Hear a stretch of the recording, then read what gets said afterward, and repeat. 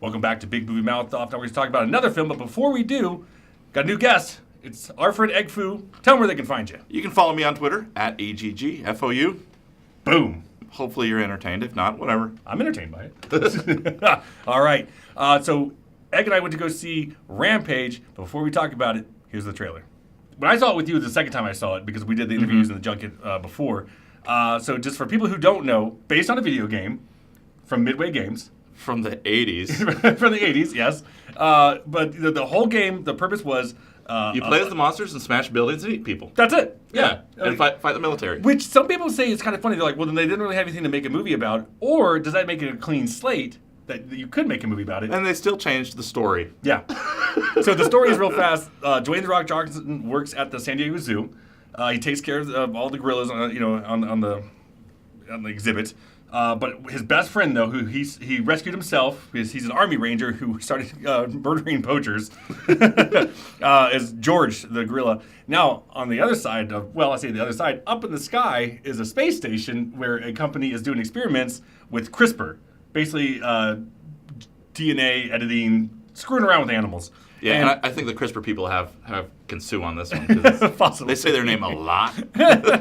So basically they created this thing that basically alters the DNA of animals, and the station blows up, spoiler alert, just in the first 5 minutes, and the canisters come down, and they reach George the gorilla, who we mentioned, a wolf, and an alligator. Yeah. And then all hell breaks loose. And that's the story, because that's pretty much the game. Wackiness ensues. Exactly. So with that said, people are like, is it good? And I always say, well, it's a Rock movie, man. Like, what do you really expect when you go into a movie with Dwayne "The Rock" Johnson? You're not going to get like an Oscar performance out of this thing. The rest of the movie, the villains are totally forgettable. It's Malin Ackerman and some CW reject, some guy who looks like he's too old for a CW show, who's basically doing the SNL version of Eric Trump. Yeah. I will say, though, totally forgettable villains. One character I like, though, Jeffrey Dean Morgan. He's fantastic, and I wish he was in a better movie. I think they'd make a movie with him. I would love to see them do a sequel where it's him and The Rock. Yeah. And I don't know, smashing more buildings. What's great about it, I love a character like he comes across like a jerk. Yeah. But he's just doing his job. Yeah. But then like he has this like weird, I hate you but I love you relationship with The Rock. And because they kind of just toss it back and forth to each other, just insults back and forth, which is fun. Their banter is really good. They're fun. Yeah, I think it's a lot. Some of the best scenes in the film. Some of the things I like. That's true. I like the Easter eggs that are in there. Yeah, kind of fun. Like you've got the girl in the red dress. You've got an arcade cabinet.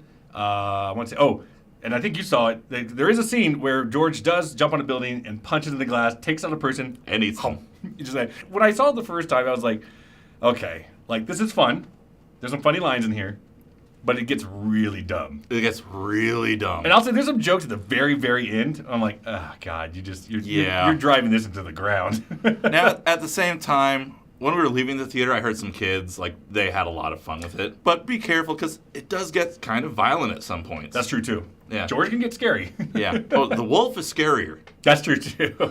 Even the alligator, though, man. Like, the alligator's cool. It's almost King Kong versus Godzilla. Yeah. Almost. I know that we had a disagreement, though, because I said we recently saw Pacific Rim Uprising, and I think this is better. And I don't. I think Pacific Rim Uprising is better. I'm at 2 stars on this thing.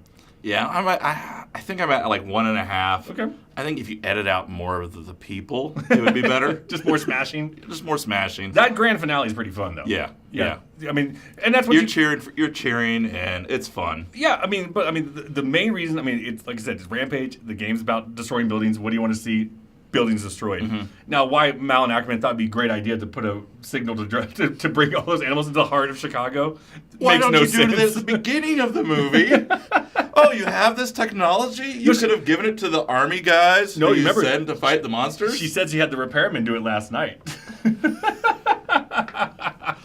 So 1.5 stars over here? Yeah, I wish the villains were better, but they're so stupid and ineffectual. It's a Rock movie. So 1.5 stars over here, 2 stars over here for Rampage. And it gets half star for that Ford Bronco concept. Yeah. So, and also, did you notice that every time he says "it's me" to George, he did this? Yeah. It's a sign for Rock.